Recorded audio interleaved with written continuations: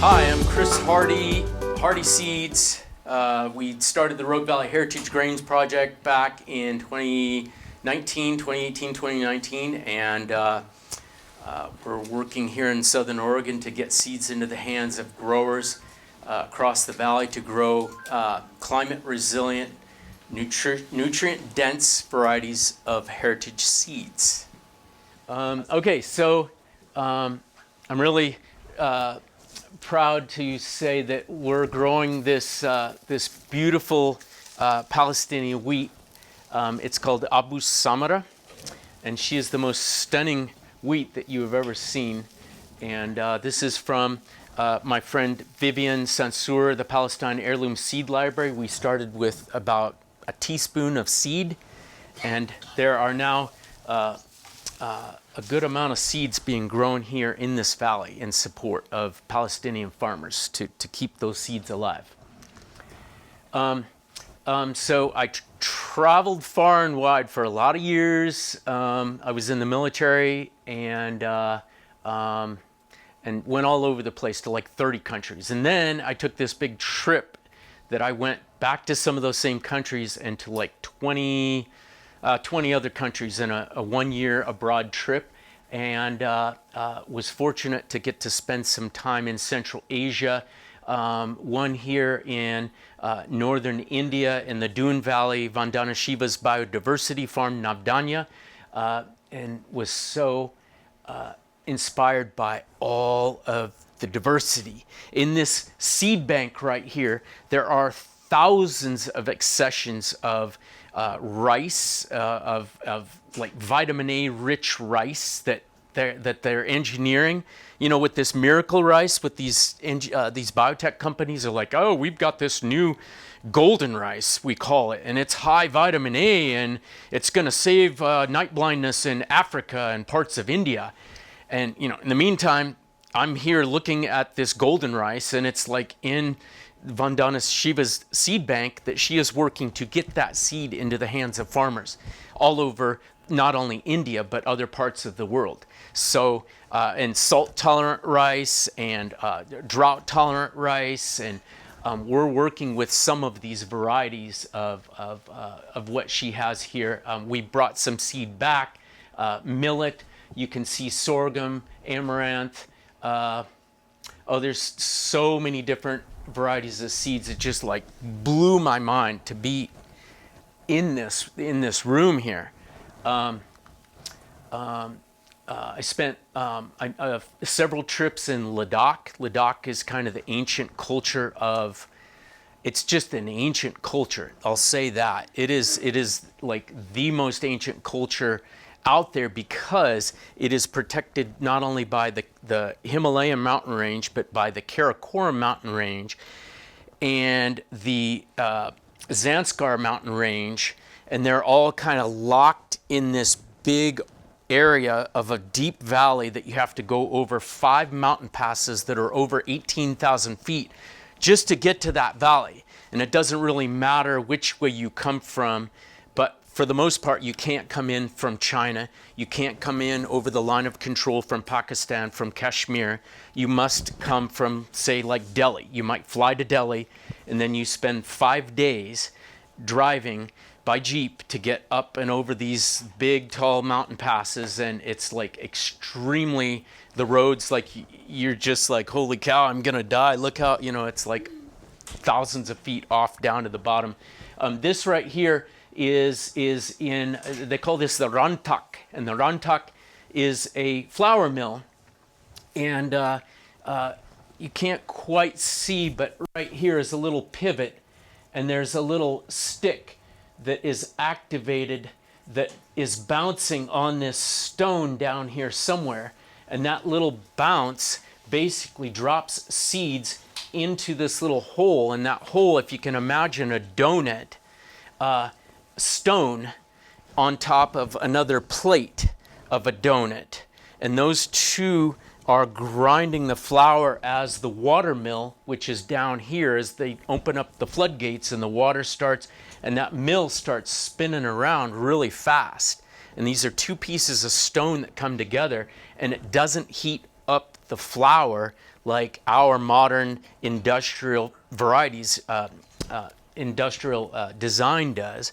And that, of course, leads us into why did they take out all the goodness out of our wheat? Well, they're like, well, we can't have fat in there because the fat will go rancid because of the heat when during the, and it's this whole like, wait a minute, that's our food system? And so I'm really grateful that I was able to see this work overseas. And we used to have something similar up at Butte Creek Mill right here in Southern Oregon. And Butte Creek Mill is now, after the fire, is back in operation. And so that's going to be a good potential for us to collaborate with Butte Creek. Where's the location of this mill? Ladakh. Ladakh, Jammu Kashmir state of India.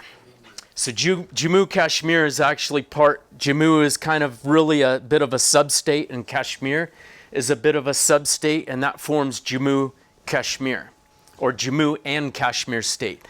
Ladakh, incidentally, is in the Kashmir side, which is, yes, for those who are thinking Kashmir, where have I heard that? The Kashmir Valley, and where the people that are kind of like, we're not with Pakistan, we're not with India, we're kind of, you've been there. They don't want to be with any. They're like, man, we want independence for Kashmir, and so it's this whole thing because it's India and Pakistan, both nuclear powers that are right, literally just miles away from where this flour mill was located, and a grain mill, and it's the highest battlefield in the world. It's 16, 17, 18,000 feet, and they're lobbing mortars, they're shooting at each other on the line of control. So it's a very kind of a difficult place to travel and to access because of, the weather can just like that. It's on the edge of the Gobi Desert, but the weather can just, this mill right here was at around 15,000 feet elevation. That's higher than any place in the United States. And that's the valley floor. That's like the Rogue Valley, like you're sitting in Medford at higher than Mount Shasta, by probably a good 1,000 feet. This is one of my host families in Pakistan. This is in the Wakhan, very, very close to the Wakhan corridor. If you know of Afghanistan, the thumb here, Kabul and Kandahar, the Wakhan corridor is the thumb, and the thumb comes out to China and Pakistan and Tajikistan, and that's where my host family is in Pakistan, up near the Wakhan corridor, which is an extremely remote area, and I was very lucky to be able to get permission to go into this area to visit my friend Alamjan. And this is mustard greens right here, or turnips. I'm not totally sure, but you can see they're starting to flower. But here it was in the middle of December at probably 12,000 feet elevation. Again, like extremely remote area of the world. Like they have lots of potatoes, they have lots of barley, they have lots of wheat. And it's like, what else are they eating there? Occasionally eggs, because they may have chickens.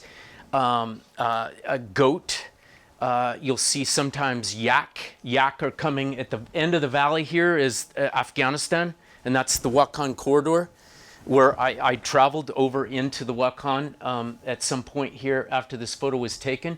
But you can see the plots, those little square blocks, that's where they flood them out with the mountain snowpack. And they basically are doing, they're providing for themselves. They have root cellars that you can see the stone buildings in the background there. But underneath their buildings, they have like turnips and daikon radish and cabbage. What else? I mean, they'll have tomatoes. They'll be able to provide for themselves for yak butter. The yaks are coming over, and so they're doing some yak milk and a kefir. I mean, some of these things, it kind of depends on if there's enough forage for the animals to eat, but But anyhow, I was really blown away that there was mustard greens when I saw them. I'm like, oh, fresh veggies, yes. Because it's sometimes you go for days with just eating rice and lamb or mutton or a goat or oftentimes lentils and rice and maybe some carrots and some of these other root crops. And so I was really inspired traveling to parts of Central Asia where What year was it you were over there? I was over there in 2009. Sasha and I went, and then Sasha Meyer. And then I was over there in 2004, and then over there in 98, 99. So you can see where that photo was just taken with the woman standing there. This is India. Afghanistan is like right here. Pakistan is right here. So it was up kind of on, this is China, and this is Central Asia, the stands, Uzbekistan, Tajikistan, Kazakhstan, Kyrgyzstan, and Turkmenistan are all like right here. And so that's a part of the genetic origin of barley, and flowing out over here in between the Caspian Sea and the Black Sea, there's another region here. And this is the genetic origin to all kind of bread producing foundation of bread. If you can think of emmer, spelt, einkorn, barley being more out into the Tibetan plateau. We're working with a lot of grains from this area of the most ancient grains. Many of them have no hull, so you can free thresh and actually get the grain and not have to we grew it, we harvested it, we threshed it, but it still has this impervious little hull attached to the seeds. How do we get that off there? Well, that's one of those things we need to make a dehuller or something to, and in Europe they are able to do that with the einkorn and emmer and spelt often. You don't see many people in Asia eating spelt, emmer, and einkorn. You do in Turkey and in the Caucasus Mountains, right where that number 2 is. But as you go further to the Orient, you don't see that so much. But what they have actually made dehullers that are at scale, that are able to do this work, to be able to take that seed and then grind it into flour in that mill from earlier, and make their bread out of that, or their chapati, or their they're different. Yeah, they're different breads that they eat.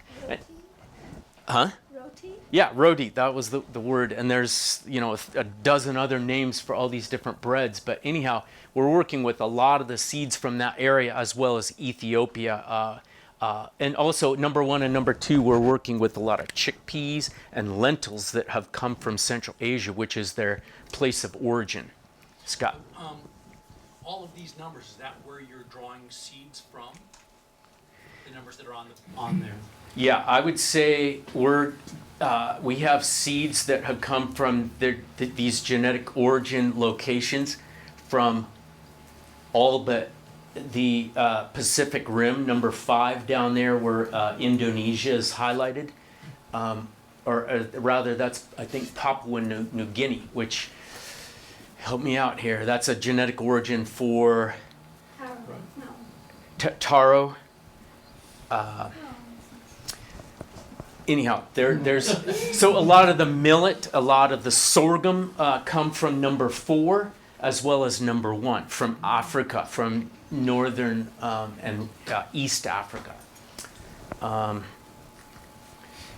So, the world, we're so lucky to be in this world because we, the U.S., that has, the whole world, and we're like, oh, where do I want to go next month? Or, it's like we have so much privilege.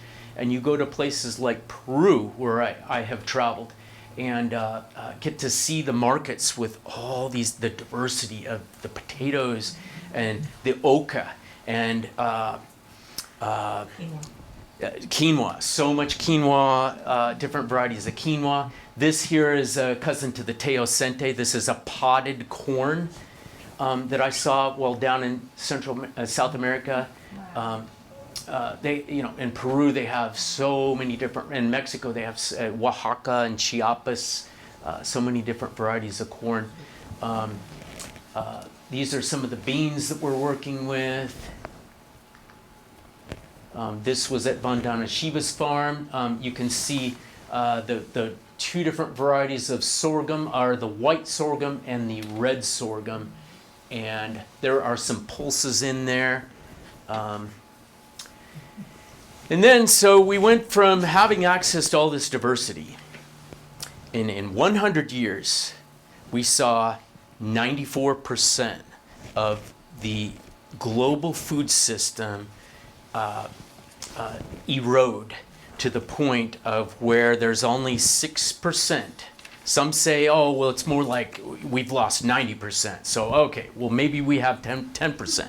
But we've lost hundreds, thousands of varieties of cabbages and carrots and tomatoes and peppers and cucumbers and zucchinis, squash. You just say squash, it's like massive, the amount that is no longer available.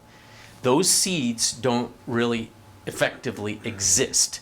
Maybe you could go to some village down in Guatemala and you could find that calabaza, that one squash that it's like, oh, that looks like my grandma's heirloom squash. Like that maybe is what you might have to do to get anywhere close. Otherwise, we have all collectively made these decisions as consumers and as farmers. And the farmers are like, well, that's what my customers want. Oh, that's what the co-op wants. So that's what the natural foods or whatever the supermarket wants. Okay. Well, and we've all made this decision over 100 years. And then, okay, well, we don't need the land grant colleges paying for plant breeding. And, we're going to leave that up to, well, Monsanto, because or it's whatever. It's like some tech, whatever, it's hybrids. And it's the college that's like focusing on the F1 hybrids. And what that is doing is it is a part of the erosion of those genetics. And so instead of having grandma's squash or tomatoes or peppers, the open pollinated, so-called OP, those are very different than the F1 hybrids of today, which are, open as Johnny's selected seed catalog. And for those who are old enough, who've been gardening or farming for long enough to remember, 20 years, look at that. I still have the catalogs from Johnny's 20 years ago to 2000. I probably have a 98 vintage edition floating around, and match that up to the Johnny's Selected Seeds catalog of today. You will see a very, very different story. Whereas lettuce, they have figured out we could actually hybridize that because lettuce is pretty popular. Everybody loves lettuce. What is the consequences of that? You don't typically want to save the seed on that lettuce and replant that lettuce, because what are you going to get from that hybridized progeny, from that hybridized plant? Nothing. It could be sterile. It could be cytoplasmic male sterility, where the reproductive potential has been emasculated. They've pulled the pollen out of that so that no pollen is produced. This is a classic thing. And then you get these plants that don't reproduce. It's like, well, is that GMO? It's important to understand that that isn't per se genetically engineered. That is just the classic hybridization process.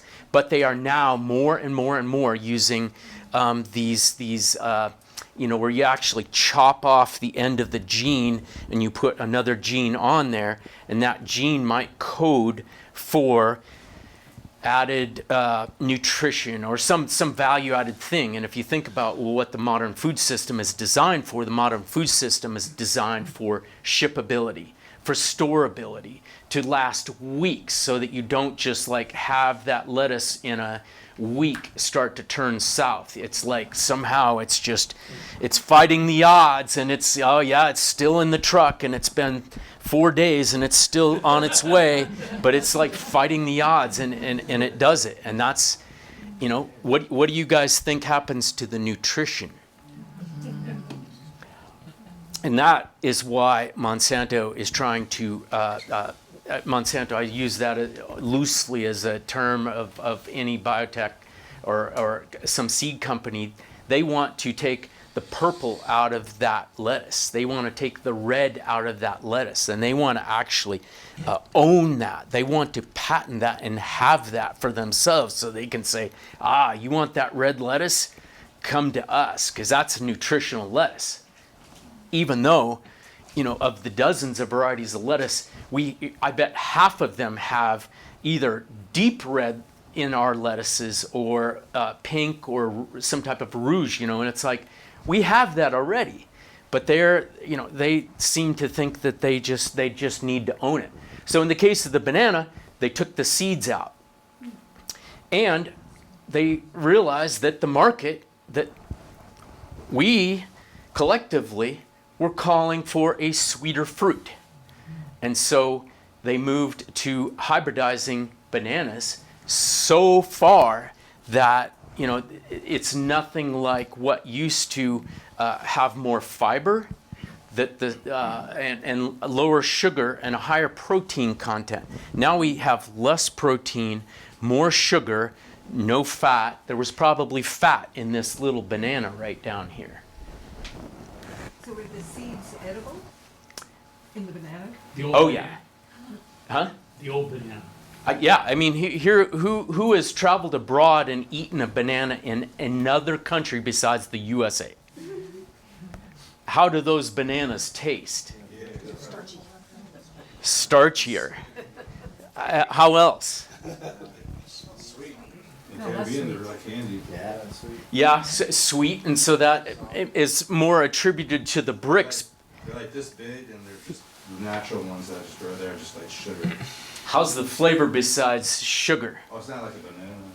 Yeah, it's like different. It's just it just has so many different, like, wow, that's kind of got a little strawberry essence, and this one's more like pineapple, whatever. It's like not like you go down to the store and you like shove the banana in your mouth. And so anyhow, we've been told that we've been told for a long time that there's a reason we all need convenience, and that convenience has come at a cost.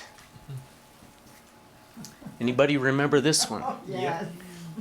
Better living through chemistry. And I went down the rabbit hole here over the past couple of months on the maker of PFAS, like the very foundation of forever chemicals, the polyfluoroalkyl substance. And come to find out, that started back with the creation of the nuclear bomb, and it was a top secret thing. Can't talk about it. DuPont, lips are sealed, and they're working with the U.S. government on this. This started happening, in the late 30s, early 40s. And this was their motto all the way up until some point in the 80s. They got rid of through chemistry, and it just DuPont, better things for better living. And then that carried all the way up until like the 90s. And then they're kind of like, oh boy, we're going to potentially have a lot of lawsuits. And of course, it took 2 more decades for those lawsuits to come forward. The city of Portland, for those who know, dioxin. Dioxin is the baby of DuPont. DuPont is a maker of genetically engineered crops. They merged with Dow Chemical back in 2014, along with Monsanto and Bayer, and along with Syngenta and ChemChina. These guys are working, kind of doing the dance on similar products, as they're like, what's gonna bring the greatest market value? And in the meantime, we're all like, wait a minute, you actually care about communities and about the fact that PFAS, the forever chemicals that these guys made 75 years ago, that they knew was bad for all of us, no less our precious children, and the water.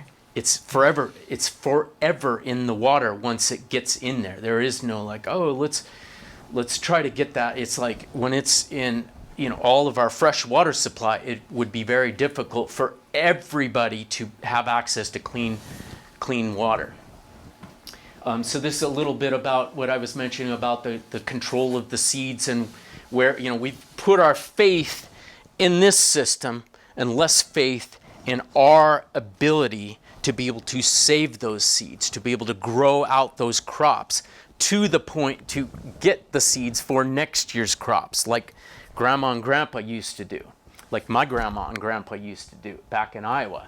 And so I think it's really important to understand that feeding the world, the motto, the headline, what do they call it? The propaganda, you could call it whatever you want. It's like, oh, this is what we do. We feed the world. Okay, and they during our campaign, they brought that right up in our face. We're like, but that ain't Rogue Valley farmers of Southern Oregon. We ain't about feeding the world. We're about feeding the Rogue Valley. We're about feeding the bioregion here. Very different. And these are very monocrop driven. They're not diversity driven. They are very, into the F1 hybrids. The majority of the seeds in these pieces of pie here are actually made up of genetically engineered crops that are designed to be sprayed with the herbicide Roundup or dicamba or 2,4-D. And 2,4-D is half the formula of Agent Orange. Glyphosate, I'm sure some of you have seen this slide at some point. They used to say that glyphosate goes away. As soon as the rain comes, it just kind of, it just gets ate up by the biology. This, by the way, is a scientific study. I extracted this like years ago. This is the new Farm Bill, 802 pages. And if you read the fine print here, it's farm, food, and national security. Sounds good on the surface, right? We're trying to take care of our security here because we need a food system. And yes, we do need a food system, but ultra high processed, highly modified, stripped and ripped apart plants are, that's what we're eating. And the animals are eating those, and we're eating the animals and so forth. And that's our food system. A part of it here says that anybody who, anybody under the Secretary of Agriculture, don't talk about genetic engineering in an unfavorable light. That's what this says. This is in the new 2026 Farm Bill that's getting decided on here within the coming days and weeks. So keep your eye on this one. Is this Oregon or the United States? This is the USDA Farm Bill 2026. This will be in effect for the next till 2031, next 5 years. That's kind of how it rolls. And of course, tens of billions of dollars in subsidies to the biotech companies to keep rolling out these drought tolerant this and drought, and of course, farmers got to go back to the company to pay royalties to the company for those seeds. Not save the seeds. You keep coming back to the big chemical companies to get those seeds and their fertilizers and all. Yeah, where's Kennedy at? Where is he? The bill is like, they've already got a pesticide liability release. And it's like that is moving forward at the same time the Farm Bill is. And it's like, they're like, oh, let's just sneak it into this one, and let's do a new little rider here that basically singles out the liability. Who's going to be liable? Ain't going to be the people who make this crap that we're told has to be registered pesticides. What does that mean? It just means that it has to go in a logbook. Does it mean that it's been tested safe? No, absolutely not. For the thousands of pesticides that are out there, it just gets put into the EPA's book, and it's like, okay, you're good. Thank you for registering with us. now don't, don't, and they want to take local regulation away, despite our best efforts to we've actually tested this, and I know that it makes my family sick. I know that it makes my community sick. I know that it's in, where my family farms back in Iowa, 50 million wells. Atrazine has been tested and found positive in 50 million wells in the state of Iowa. So local you ain't gonna be suing these guys for making it and pumping it out there by the gajillion of pounds. We have the non-GMO project verified, and so hopefully most of you all are pretty keen and aware on this one, because what this is the non-GMO project verified. Everybody thinks it's like the cherry of like the good stuff, except you will see that there are many crops with the stamp of non-GMO project verified that are loaded with glyphosate. They are sprayed 2 weeks prior to the harvest. That's anything with chickpeas, anything with wheat, anything with barley, anything with lentils, oats, your oatmeal. Quaker got in a lawsuit and they got hammered. Why? Because they said natural Quaker oats, good for your heart, natural and all that. Oh, well, I mean, except for the glyphosate that's in there, and it took a lawsuit to actually bring that out. And then we have eggs, and one of the newest things that should be on everyone's radar. What are the chickens fed of the eggs that you feed your kids and your family? Any ideas? Any thoughts, suggestions? Organic. We're talking organic here. Soy, organic soy, and organic corn. And there's now it's pretty viral what's happening right now online for those. Just do a quick Google search, Vital Organic Eggs. Or no, it's not Vital Organic. It's, help me out here, Vital Farms Eggs. And pasture raised, and it's kind of like, oh, okay, then they're non-GMO. Maybe are they non-GMO project verified? But they're saying. And of course, it could be the non-GMO project means diddly all, but you've got organic corn and soy, and they're now saying, and Vital Farms is well aware of this, and they're like, oh yeah, hey, look, we at least transparently told you that we were feeding soy and corn. Eat, is it one egg or two eggs? 2 eggs. A serving of eggs is like eating a tablespoon of canola oil. And the PUFAs, the polyunsaturated fats that are in these are part of the inflammatory process that we do when we take in safflower oil, we take in sunflower oil, organic or not. God forbid that you eat GMO canola that has by definition been sprayed, no less sunflower oil. It's like, well, those aren't GMO. It's like, yeah, but you kill all the sunflowers when you spray it, and then you eat that conventional sunflower oil. That would be, and cottonseed oil. Ooh, really bad. But what a French cancer doctor told me 15, 18 years ago, he said that safflower, canola, sunflower, cottonseed, soybean, he told me 15 plus years ago that oil is very toxic for the body to be exposed to. No less, we're eating it every day. It's ultra high processed foods. Look at your non-GMO, your chips. What are the kettle chip non-GMO? It's like, okay, are those potatoes sprayed with fungicide? Are they doused in canola oil or sunflower oil or safflower? These things are not good for us. So we want to look for eggs that are grown and raised with things like barley and oats. Like my grandfather used to feed the chickens. There was alfalfa. I would show up at the grinder, this big grinder that was it was this big cylinder, probably would fit right in here. And it had an auger.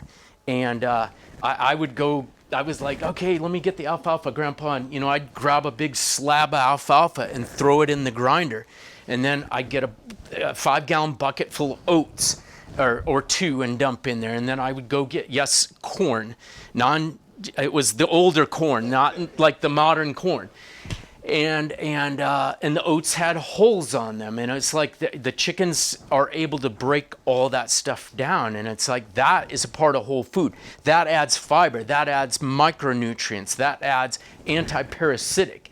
There were probably other herbs that my grandfather put, I suspect, in that grinder before we then took that chicken feed out and fed the chickens with it, and then we ate those eggs.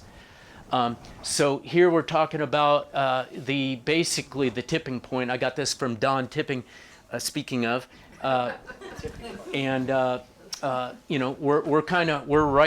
we are right kind of somewhere. We're 2000, so we're somewhere right about in here where it's like, okay, we can't get much worse on pollution, and the population keeps growing, but we're kind of on the ride down here for what's next, whether we like it or not. And we're like, oh, but I want to hold on.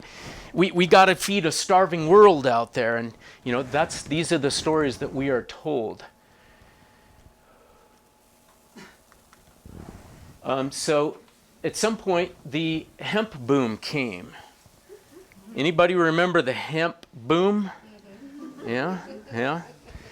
And, but probably about 98% of us in this room were somehow benefited, connected to that culture. This is a pear orchard over in Jacksonville, and they topped everything there just to get this. It's pretty brilliant, except for the miles and miles and gajillion miles of plastic that were laid with their drip lines, at least 1, maybe 2 drip lines in each one, and you still see remnants of these around in our valley. But this is a good start, I have to say. It's something that really got our valley, got our people excited about making a difference, about making change. Some had like cha-ching, cha-ching, and that's all they were thinking, and that isn't the case for everybody. Some people genuinely thought that this was going to make a difference for Southern Oregon. This is a friend of mine, Mark Shepard's farm in Wisconsin, and you can see that he is growing a lot of diversity within the perennial culture that he has in this. There's chestnut, and there are hazelnut, and there's all different manner of fruits and things growing in here. You can see there's windbreaks in here. Every bit of this is on contour, so that every bit of water that lands on the slope is going to end up getting dispersed back out to those crops for them to have time to take it up. If they can't take up that water, where does the water go if it was a big enough rain event? Down into the gully down there in the very bottom, and then right on down to the creek, and then out to the ocean. Yes, exactly. And so this is a highly diversified farm, as is here. This is much more simple. It's on contour still, but you can see there's windbreaks. There are all manner of fruit trees, and it's just highly diversified. This is something we want to aspire to feed ourselves, because perennial culture doesn't require tillage. It doesn't require constantly going back to the pesticide machine, and it's like, oh, we've got this outbreak of this virus, of this bug or this disease, and it's like, well, fortunately you planted how many rows are there down there towards the bottom? It's like, yeah, we've got a row of this, and then it goes to plums, and then it goes to peaches, and then it goes to apples, and it's like, that is a good thing to aspire for agriculture, because you don't have to worry so much about a disease outbreak and such, and it's helping with your water retention. Rock Creek. What's that? Is that Rock Creek? No, this is, God, where was this? Is this in the Applegate? I could almost tell you whose farm that is. It's in a little Applegate. I can't quite remember. One of about 5 different farms up there. But anyhow, you can see the fruit trees, and there's nut trees and other things. It's just very highly diversified. You've got your vegetable, because you're like, man, I need my vegetables. I'm a vegetable farmer. It's like, well, okay, what's going to keep you from setting aside a couple $100 in the spring to pick up some bare root trees to get those trees in? And now you've got like something that you can kind of just back away and like focus on those heavy, intensive annuals. In the case of leeks, those are biennials, but nonetheless, you're growing your vegetables and you've got fruit there as a backup. These are all fruits that have been very close to my heart here in the valley, that the 20 years that I've been farming in Southern Oregon, that I've managed food forests. I've helped design and build food forests, Santa Rosa plums, elderberries, and sea buckthorn. And sea berries, sea buckthorn also known as, are extremely drought tolerant. When I was traveling in Ladakh, even closer to the Gobi Desert, sea buckthorn are actually, they grow like 15, probably 3 meters tall. And yeah, huge. And guess what they're doing in the desert area? Blooming, flowering, fruiting. They're blooming, flowering, fruiting, but what's happening to the desert that's getting worse? It's stopping desertification in places like, help me out, the Nubra. Did you ever go to the Nubra Valley? From Leh, you got to go up and over that, like the highest mountain pass in the world. What is that? I had Thorong La Pass. Yeah, that's it. That's Thorong La. It's over Thorong La and down the Nubra Valley. Anyhow, there was sea buckthorn everywhere over there, and I was just like, wow, they're not getting watered or nothing. And there, the sand dunes would just stop right there. There'd be a bit of a curve, and the sand would just, because the speed of the sand wasn't just howling through there. It was just kind of like, okay, the sand's just going to deposit right here. That was kind of the end of the sand. And then you got the sea berry. You're like, yeah, okay, we won this battle. And they're doing the same in China and other dry, desiccated parts of the world. These are pineapple guava feijoa. There's pawpaw. These are all grown right here in the Rogue Valley, like so prolific. These are autumn olive. They are, these are high in lycopene. They're high in vitamin C. They're high in antioxidants. They grow so well for Southern Oregon. They're called autumn olive. It's a part of the Elaeagnaceae family. If anybody knows a gumi shrub, a gumi is the same as the autumn olive. And incidentally, the Russian olive is a cousin in there too. But we just every year shake the whole bush and put a tarp down and shake the whole bush. Like the bush was to the ceiling this year, and we ended up with dozens of pounds of autumn olive, and they're ready in October, in autumn. And they're one of the last fruits, right? Gumis are coming on in July and kind of wrapping up as it's getting really hot. But man, so this is the late cousin to the gumi, and they have this jasmine-like floral essence. If you go by the Bellevue Grange right now, at the corner we have a buffalo berry, and the buffalo berry is a close cousin to this. Silverberry, buffalo berry, gumi, all Elaeagnus. But it smells like jasmine. It's just such a blessing. And it's been that way for 2 months, all through December, or mostly January and February. So we're really... Taste like? Russian autumn olive tastes like kind of strawberry. They're slightly tart, a little bit like strawberry. They're mellow. They're not like super tart. They're just nicely tart. Are they floral like a quince? Yeah. They're floral. That's the word. Susie, you nailed it. The quince is floral, and when you cook it, it's really fruity, sweet. Yeah, is it fruity? It's floral for sure. Floral for sure. But okay, so caveat. There are seeds inside here. And those seeds, anybody that I've ever shared them with are like, yeah, I don't care about the seeds. You're just like eating it and it's just gone. Those seeds have omega fats. And omega fats, what's good about omega fats? Think salmon, think flaxseed oil, think hemp seed oil. This is at the Bellevue Grange. We did something kind of a bit like this right here, except on a micro scale. So if you get a chance to go into the Bellevue Grange Food Forest, this was back in 2017, and then we did another year of cover crop in 2018, and by 2019, I may be off by 6 months or a year there, but you can see all the diversity of cover crop that we have in here. Bulldozer, I used to park my car here back in 2005-06 when I first started partaking in the Bellevue Grange. I think, John, you might have been one of those early people that was there at the Grange, and maybe Deborah. Anyhow, there were a lot of things parked on here. It was so compacted, and we turned it around. We put swales in here and did all kinds of things with the kids.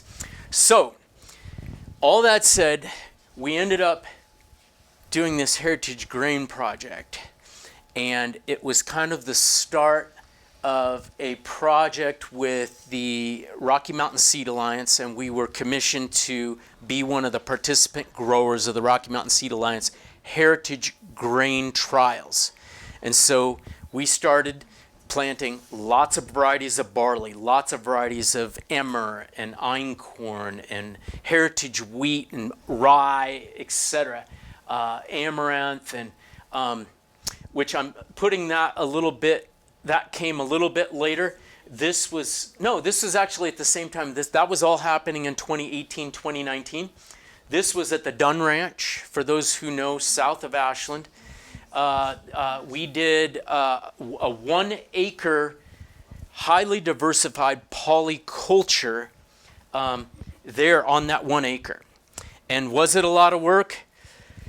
I would say it was a lot of work, but we fortunately knew that the weed pressure was low and we weren't like going to be into a weed nightmare. And so it was a bit of, let's see how this works. And we had a wheel hoe and we went down the rows. You can see there are melons right there.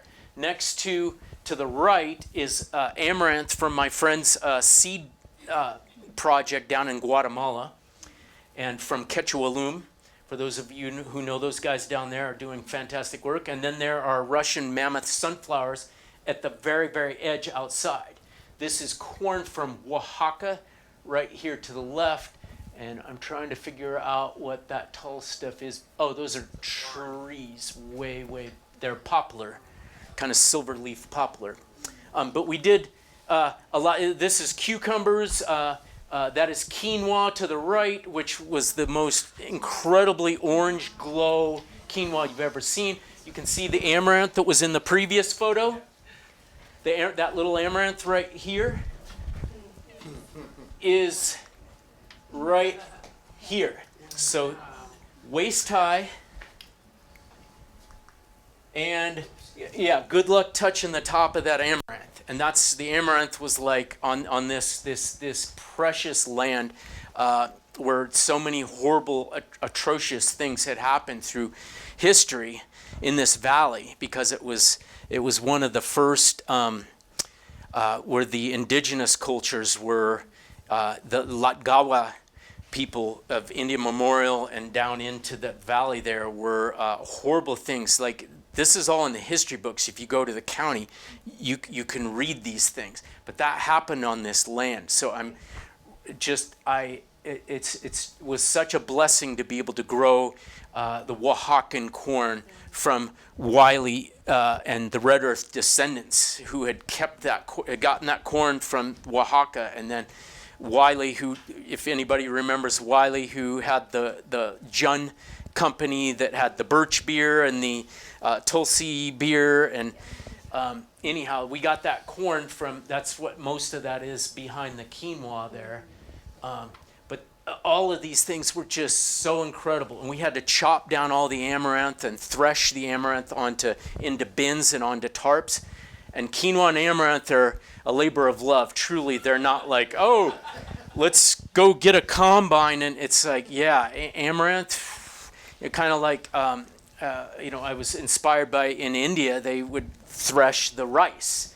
But the rice, you really got to give everything that you can into that. The amaranth, for the most part, it shatters, the seed shatters well, and so you get the amaranth. And we had 5-gallon buckets and buckets and buckets for the bed of amaranth right there. 200-foot row, and there you can see the amaranth we're threshing. And I think the sunflowers had already, no, they're still up. We got the amaranth first, and then the birds came and started getting the sunflowers, and so we had to break that down. There's some millet right there, pearl millet, and there's more amaranth. And cooking the amaranth, man, it's like the best meal. Just the greens. The greens are so rich in nutrition. If you're into beet greens or collard greens, these are like, they're more like spinach, and it's not like the weed amaranth. It is like that, but it's more tender, even more tender. Do you harvest the leaf before it seeds, or like you would with? Oh yeah, that's the time to harvest it. When the amaranth is maybe something shorter than this, and again, it's like once it gets hot and dry, or hot and we're dry farming most of this. And when it is, the only caveat with dry farming is that plants get stressed, and then they start to kind of get rigid, and then it isn't as tender and savory. It's kind of like the asparagus trick. You ever harvest asparagus? Or you ever get asparagus from the store, and you take a spear, and you get, it's like kind of woody right there, but it's like, right there, it just snaps. That's what you're doing in this case. And you're like, okay, and this amaranth is starting to flower. It's like, could you eat it? I can tell you that, no, I don't know. It could have been. You harvest when it's tender, but once it goes to seed, it's really tough and bitter. Yeah, it starts to get a little more, the flavor isn't as nice and sweet and good. And so we had the fires right after these photos were taken from the previous, and the fires burned our valley. Horrible, horrible things that happened. And then the 2020 drought, for those who remember, the next year was way worse. We ran out of TID, MID. Everybody was like, yep, the water you got is the water that it's the end of the water.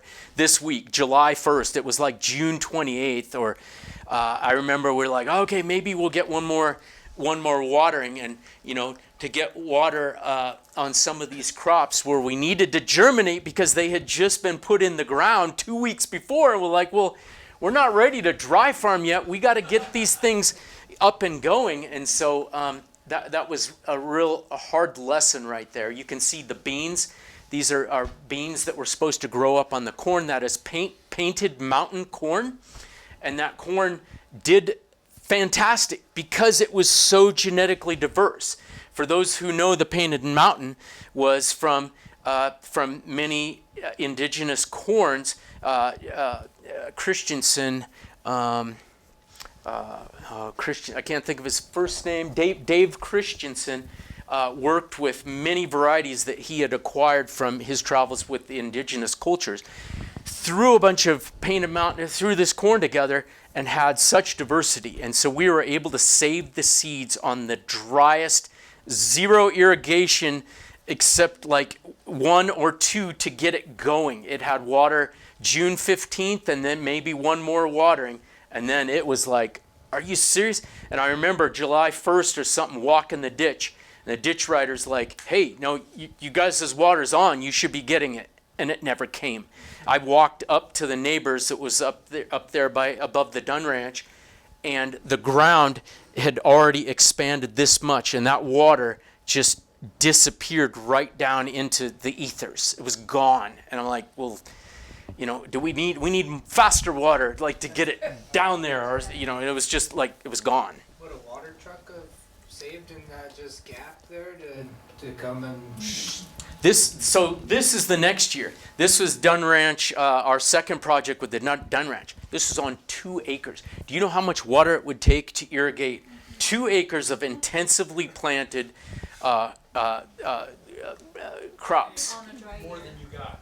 Yeah, it would be your time and your money, and you're like, wow, this is So we dry farmed everything, like to almost to the letter of dry farming, which is enough soil moisture to get the seeds going, and then it might not be there. It's getting less and less and less. And in the meantime, we have historic drought this year. This is 2021. This was the 1,000-year drought that hit the Pacific Northwest.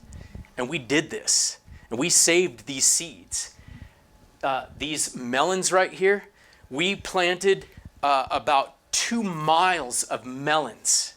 And we saved the seeds on those that fruited and made the best melons. We actually got melon crops out of this, if you can believe it or not.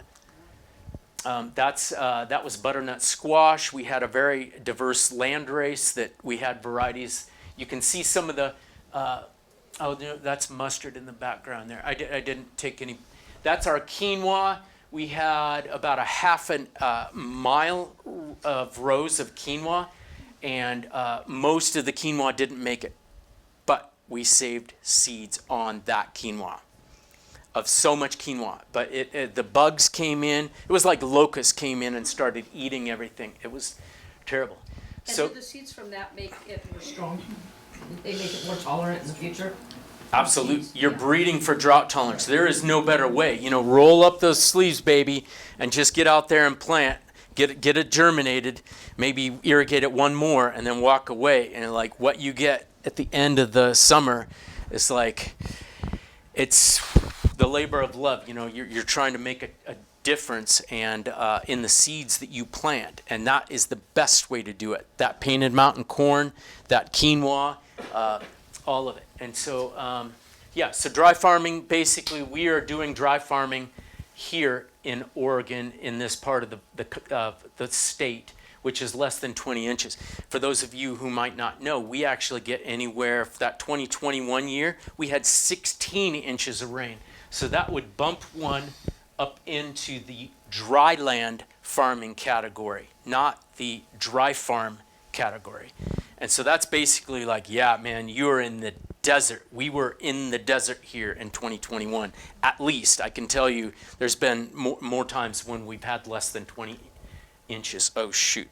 Did I? Okay. I'll try to move things along here because I know we're kind of getting long in time here. This is Tulsi holy basil that did fantastic for us. This holy basil was irrigated the same way that you saw those other crops. Tell me what is going wrong that the corn made it and the holy basil made it, but all your melons and your squash and other things were like, oh, God. And the beans, the beans that should be dry farmed. But again, timing is everything. And I think this might have gone in a few days earlier. So, it's like, okay. And then it really got hot. And then the holy basil was like, no problem. Why? Because it had deep roots. And so you can see the flower stalks on this holy basil. We were able to have an insectary as part of our IPM, Integrated Pest Management, for the holy basil, loaded with, I have so many photos and videos of the bees buzzing around this holy basil that had not been irrigated in, literally, at the time this photo was taken, was probably 6 weeks. It was the 1st of August. And it was the best. It made the best tea, and it made us seeds that we selected for drought, and it fed the pollinators.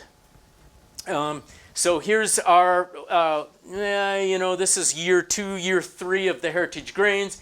You can see the barley. The barley's really pop right here with the nice, so barley, wheat, barley, emmer, einkorn, emmer, einkorn, barley.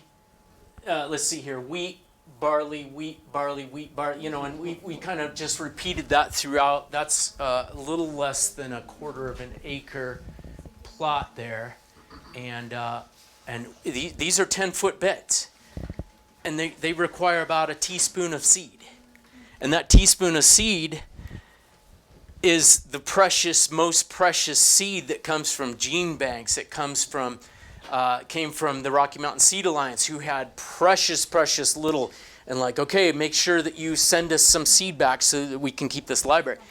That was part of the inspiration for what we did with the Rogue Valley Heritage Grain Project. Is we took a seed from this project and we kept blowing it up, and then we had other growers, which I'm looking for Scott McGuire. I don't see Hawkeye, doesn't look like he made it tonight, but about 60 growers to date we have that have helped us with seed increases. And without those seed increases, we would not have had 2 celebrations of Heritage Grain Day, as we did 3 years ago and 2 years ago. Almost 2 years ago, where we had bakers show up and millers and food processors and people that use these seeds to actually do things that they would want to do in their kitchen. And so we had like maybe 2 kilos, or maybe it was 1 kilo. It was a couple pounds, enough to make a couple, 2 or 3 loaves of bread. And we had a cob oven there at the fries, and we, fired all this stuff up, and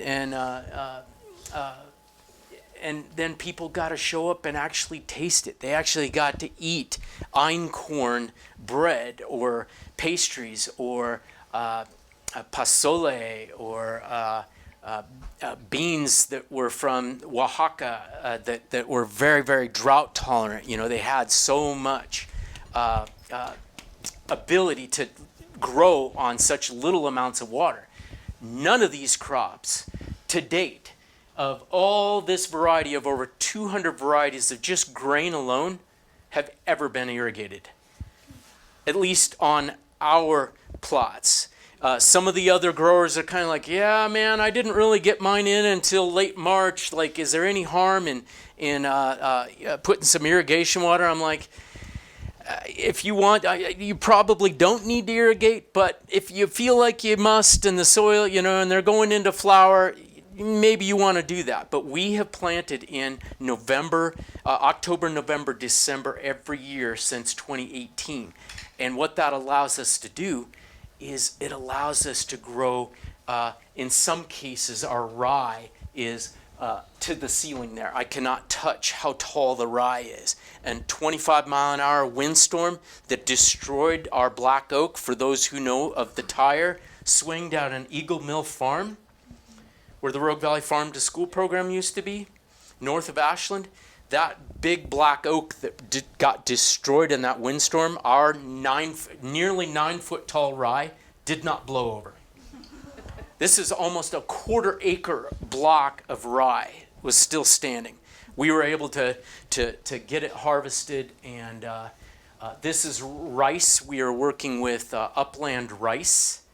Of course, that's with the hull on it, so you have to, how to strip that hull off there? Well, you probably need a dehuller. That variety is from Uzbekistan, where I've also traveled. This is kind of in the thick of our trials plots. Here you can see where the old blocks were, and then we just take the grain and throw it right down into the ground. Because rule number 1, when you're farming regeneratively, is to keep your soil covered at all times. And we are doing that literally, just as we harvest. And we're laying the grain down, and we're putting the grain in a tote, and the rest of the chaff down onto the ground.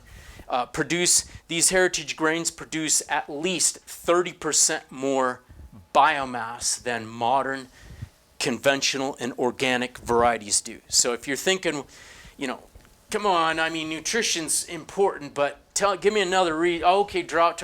Okay, they put more carbon back in. They help reduce the amount of water and the amount of fertilizer that you need because there's more carbon in the soil.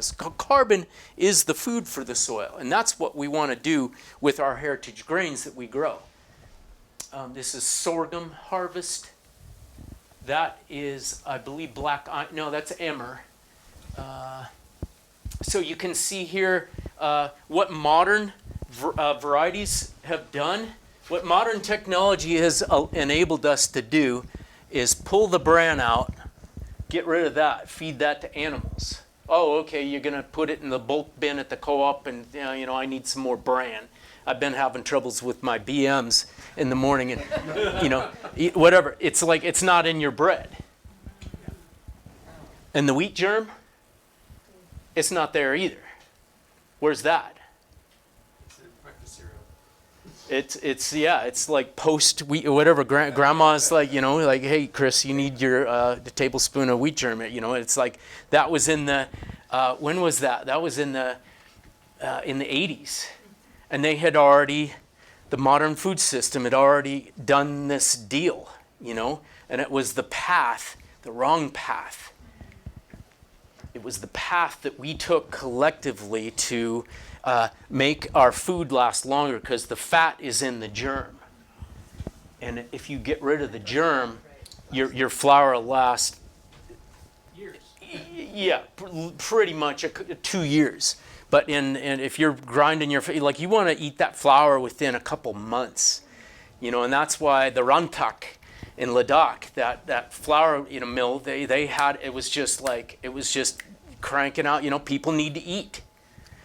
And so we eat mostly, and what our modern varieties of wheat have been bred for is to be less protein content, which you find in the germ, and almost primarily, and the bran out of there. It's like we have bred grain to be used for starch, for carbohydrate.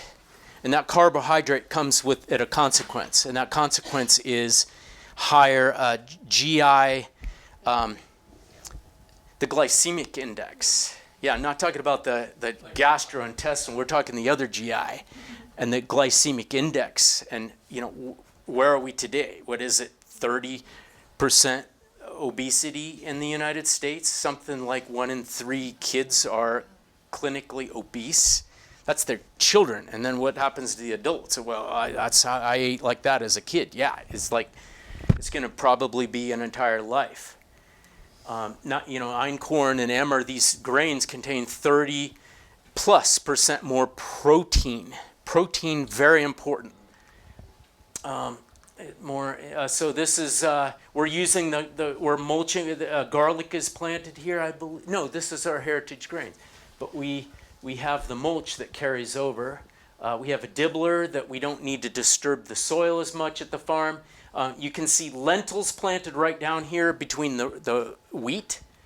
And those lentils are not only covering the soil from, remember rule number 1, keep the soil covered at all times. So as the wheat is growing up here, we have lentils down there shading the soil. This is a landrace variety of chickpeas that we have mixed many dozens of varieties of chickpeas together. All the nutrients that you'd ever want, the carotenoids, the beta-glucans, the zeaxanthins, all these nutrients that are in there are in landrace varieties.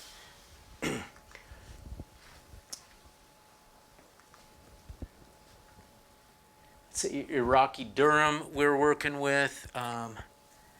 So this is sorghum. That's a quinoa. Again, the doctor always says, eat the colors of the rainbow. It's where you're going to get a little of this, and you're going to have healthier eyes. You're going to have healthier hair. You're going to have your enteric, is going to be happy, and you're going to be feeding your microbiome because you're eating all this diversity. There's the nodules from the lentils. Nitrogen fixer. That's the rhizo. Hold on, help me out. It's rhizobacteria. Oh God, what's it called? It's not mycorrhizae. It's the bacteria, not the fungus. Yeah. Rhizobium. Rhizobium. It's your inoculant. So you get your inoculant and you buy your bag of powder or whatever, and you're like, oh, we're gonna plant peas here today. That's what you're encouraging by planting with that. And right there you can see the other thing you were talking about, the mycorrhizae, and that is that's happy soil right there. That's down at our farm. You can see the conglomeration. That is literally like chocolate cake right there.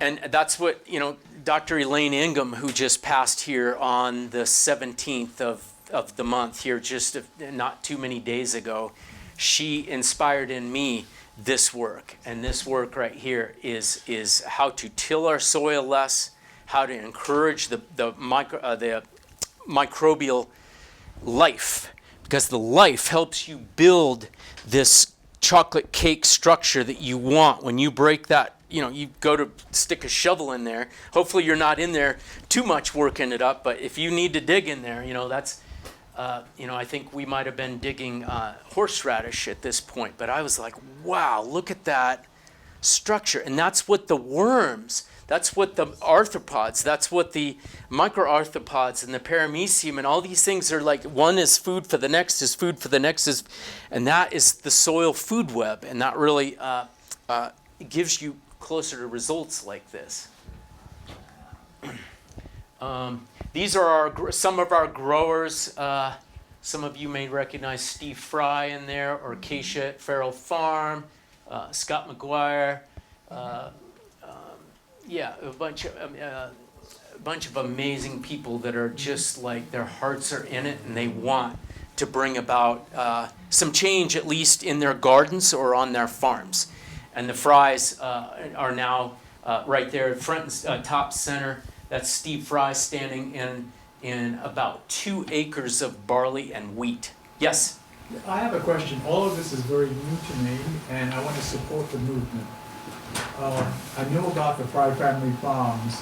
I'm wondering where all this harvest goes. Like you mentioned your farm, showed us some pictures of it. I get the idea is that you save the seeds and you do something with the seeds. But how about the stuff to eat that looks delicious? I don't know where to go to I'm getting there. I'm getting there.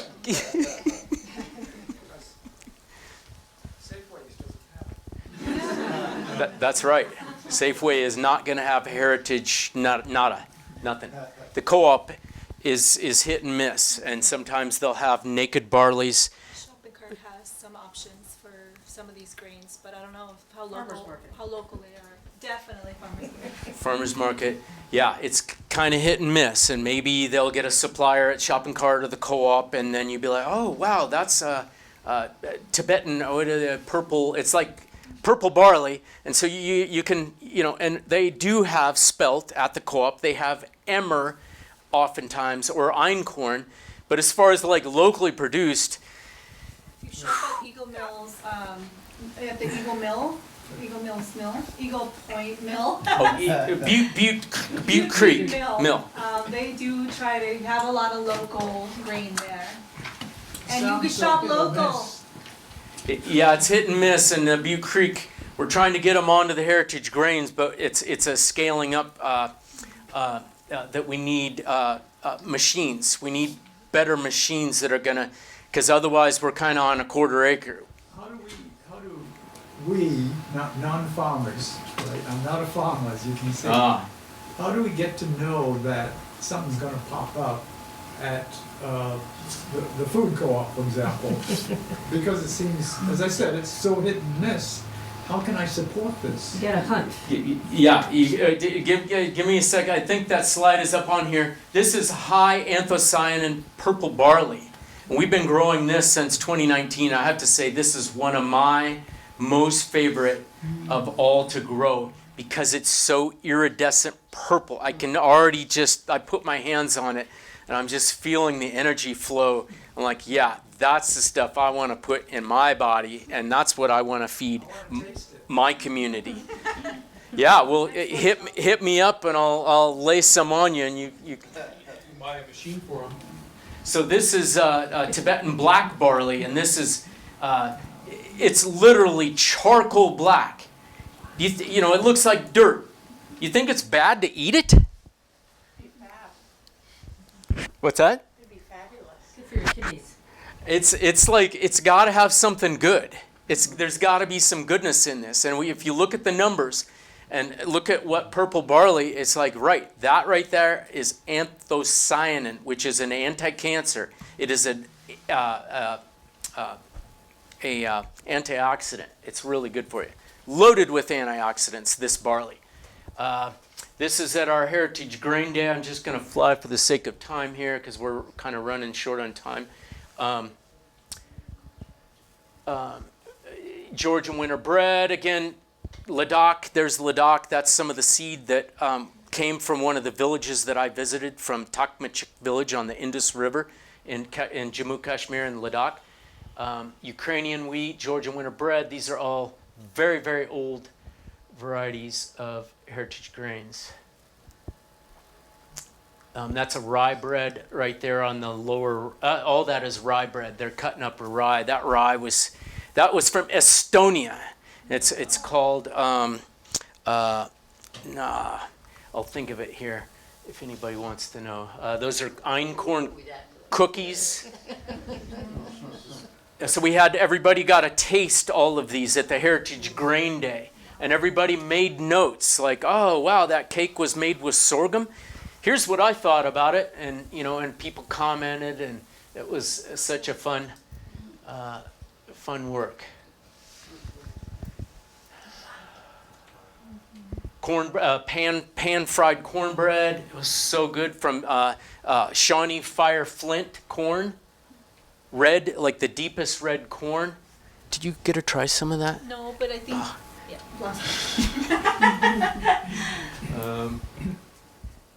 One of our growers right there, Doug, is growing einkorn for Artbot Brewing Company in Talent.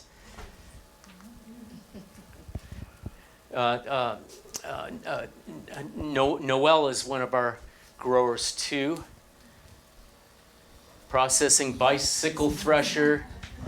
It's again, you want to look at the scale, you're like, well, I want to eat some of that. I want to try some. Well, okay. How many handfuls, how many loaves of bread? Bike pedal, pedal faster, pedal faster. We'll get through it. That's a Japanese rice harvester right there that we ran some trials on. Worked so. This is kind of how we do it. It's by hand, and we get it into totes, and then we run it into the belt thresher. So again, it's like, okay, if it's not the bicycle thresher, it's this high-fangled, like the high-speed $25,000 piece of equipment. Okay, what's it going to take to make me some bread? Okay, well, you were getting there, because you don't need to sit there and stomp on this stuff. It's like it's going to be run through this machine, and it fortunately comes with a fair amount of uniformity. And uniformity is really important if you want to get it into the bake shop. If you want to hand it off to Rise Up Artisan Bakery and say, hey, so you want to know how you can get some grain? You can go down here to Shopping Cart right now, and you can buy a loaf of Rogue sourdough bread. 40% of that came from our project.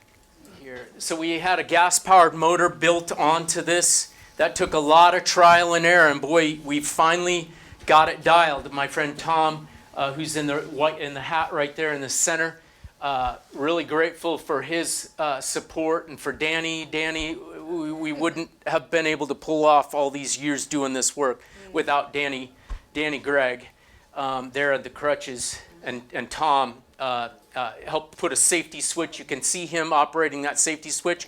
That's a secondary backup safety switch. In case your shirt tail or something gets pulled into the machine, it'll shut the machine off. These were not organic. These are just chickpeas. You ever read on the label and you're looking for a high protein, whatchamacallit, and you're like, oh yeah, I need more protein in my diet. I've heard pea flour is good. Okay, better make sure it's organic. This is Steve Fry. We're down at Eagle Mill Farm there harvesting, I believe that is Georgian winter bread wheat. That was this year. That's another machine that doesn't work at this point. We're trying to get it up and running. This is the bottleneck. We need a combine. The better combine would be a smaller plot combine because we are doing the research work. We are doing the plant breeding work. And that is pretty important to see each grower who's growing 50-foot bed of grain. Yes? Is the smaller combine not apt to get clogged up like the big ones do, and that's why they put glass up? It's mostly, if you look at this combine, the contents go into a 5-gallon bucket. You then take that 5-gallon bucket, you pull it off the machine, you've got clean seed right there. If you're going to go on to the next variety, let's say it's from wheat to barley, and you don't want a bunch of purple barley in your Rouge de Bordeaux or Ukrainian wheat. How are you going to do that? You need to use a blower, and you blow out the machine here to get all that out of there, and now you're pretty much ready to stick a clean bucket under there and go. If you're using this machine right here, you are going to have a hopper up here which contains a lot of moving parts, belts and augers and all kinds of things that make this gleaner combine work. It would take a lot of work to keep from commingling that seed, and that is the biggest bottleneck that we have right now on scaling up. Okay, Fry's have a combine. Great.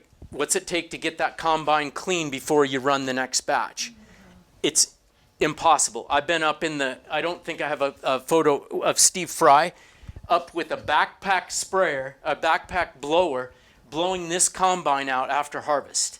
We could not even come close to getting the amount of commingling of all the seeds, and it's like, oh man, that's still got rye in it from last week, and it's very, very difficult. Last year? You can see. Sell just a mix. Yeah, and then we've got a little bit of, there's some different, there's Steve. So that's, we had the best blower that you could possibly get. That's a steel blower. That thing costs like $250, $300. And, it was like the most mojo. And it still would not, the seeds would just kind of, you'd blow them around. That's a grain drill. That's what the Fry's used to plant more than 50 acres of heritage grains that are now being grown in this valley. A large part due to the Fry's and the 60 other growers. There's the Rise Up made with, what's that say, 40, 15, 45? That's the rustic, yeah, that's only 15%. There's the wheat berries right there from, you can get these wheat berries over at the Fry Family Farm Store. So if you want, and you're like, man, I really want Ukrainian wheat, or I really want Rouge de Bordeaux. Soon it will be other grains, but those are being blown up, you understand, because it takes, like for the Fry's, it took 2 years to blow that up to enough to where there's like, okay, let's put a bunch out on the Fry Family Farm Store. Let's send 500 pounds per week to Joe and Rosie up in the Little Applegate. This right there, is that the same? That's my friend Vivian at the Palestine Heirloom Seed Library, of which is the Abu Samara, this wheat right here that we have been growing every year since I met her in 2018 at a seed conference. That's what she looks like. She's a kind of a bit of a pollard, kind of a mix between a Durham and a soft white. So it's it's called a pollard.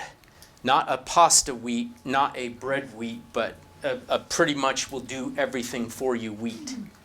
And it's a heritage wheat that comes from one of the most ancient cultures in the world there in Mesopotamia, there in Palestine. Yeah, let me just blast through here. So our milestones, we got heritage grains into the school lunch program. We've increased seed diversity, crop diversity in Southern Oregon.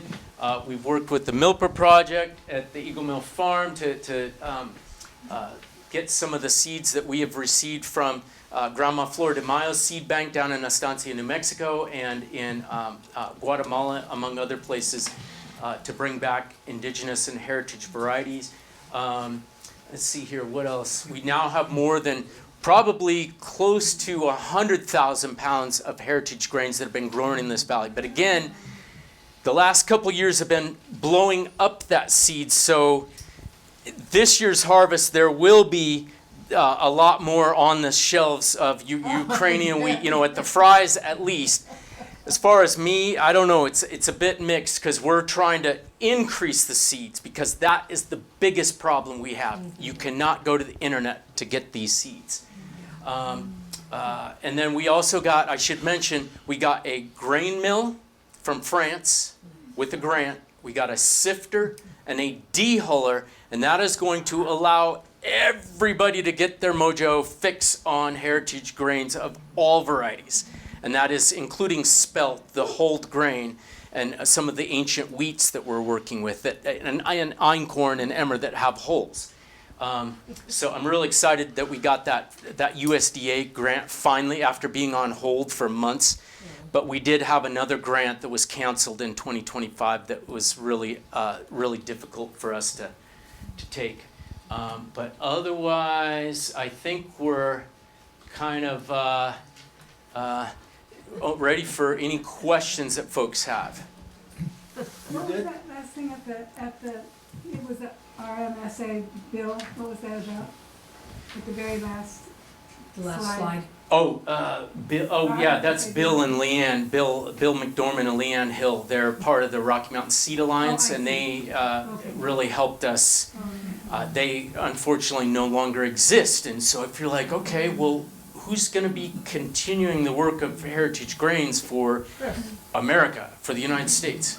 Well, we've got a really good start right here in Southern Oregon, and I can tell you there are very, very few places in this country where you can get these seeds, and we have more than 60 growers now in this valley that have these seeds, that have grown these seeds out, and they're at different stages, like, okay, I don't know if I'm going to plant this year because maybe I don't have a combine and I really want to scale up, and so we're kind of like, where's that combine? Is it going to be the big dinosaur combine? What if that grower is planting an acre and they've got 3 different varieties? It's kind of like disassemble the whole combine and get in there with a spatula and like to prevent commingle. Because once you commingle, you take that seed and you replant that the following year. Unless you're going to sit there and pick buckets and buckets and buckets of seed to get it pure to plant, you're going to just keep increasing the amount of commingling you have, which is, it's called how to not do seeds. Yes? So, it's so wonderful listening to what you're doing, and I'm wondering what, as a community, what kind of support would you love to have? Like, you have different machines that you'd like to have. I mean, maybe we could start some kind of nonprofit or something where people can basically contribute and you can try to get some funding for, what's your wish list and what kind of support do you need? See this machine right here? Yeah. That went away last year. Oh. It was at the extension service in Central Point. That machine has just disappeared. It's moved on. It's over in Cave Falls. To get that machine here would be a process, and because you'd have to have a big enough flatbed. It's like the liability. It's, oh man, it's kind of old, and I don't really want that going. Whatever, 2 hours, whatever. How much is one cost? Steve Fry and I have been and other growers have been looking back and forth, anywhere from 5,000 to 30, 40, 50,000 for a used machine. A machine like this is going to set you back about 12,000, 15. We can raise that. Yeah, I'm sure that we can raise this money. I don't have any questions about that. I know there's people here have said similar, and I'm like, okay, what do we want though? Mm-hmm. And I can tell you, having a lot of farmers operate that machine would be a bad idea. You need multiple ones, is what you're saying. A better one. You have an operator.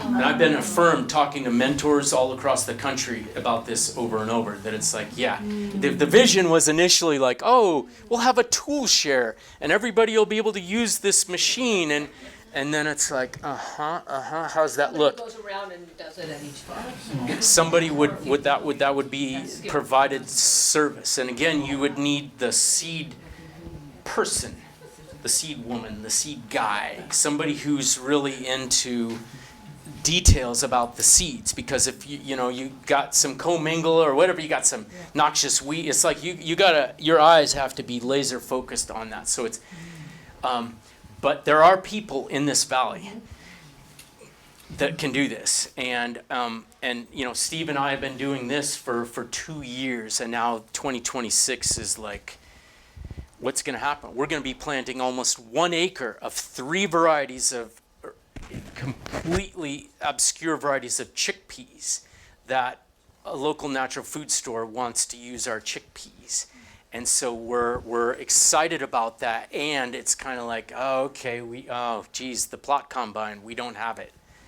And so it's a bit of a not certain but we're going to do it because we've got to do it. And if we got to get a bunch of people out there and we're going to harvest them with a sickle bar mower, whatever it is, and then take those seeds and run them through the belt thresher, methodically, we're going to do it. A pickup truck and load up a pickup bed full of Can you start chickpeas. an email list for volunteers? That's what I was just gonna There say. is an email list over here. If you want to be on the email list, please sign up. And if you're interested in growing, please put yes down there. And that's the notepad, the white notepad. I worked with Chris. He was the spark that started the GMO-free initiative that we were successful in, that he talked about at the very beginning. And how many people here would be willing to be a support in some way for supporting what Chris has been talking to us about all evening?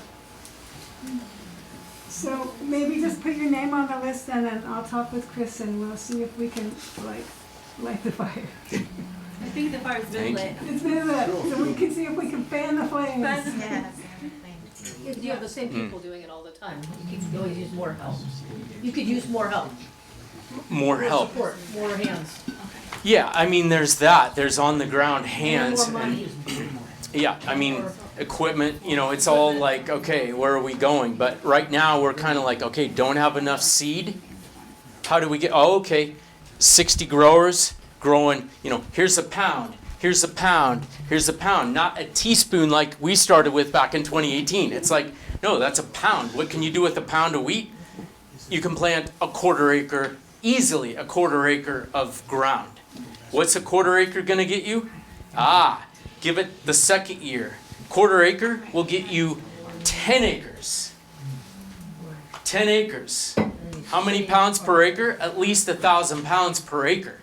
That's like 10,000 pounds. That's going to feed many families on 10 acres. And there are many plots of ground across this valley of 10 acres of that volume.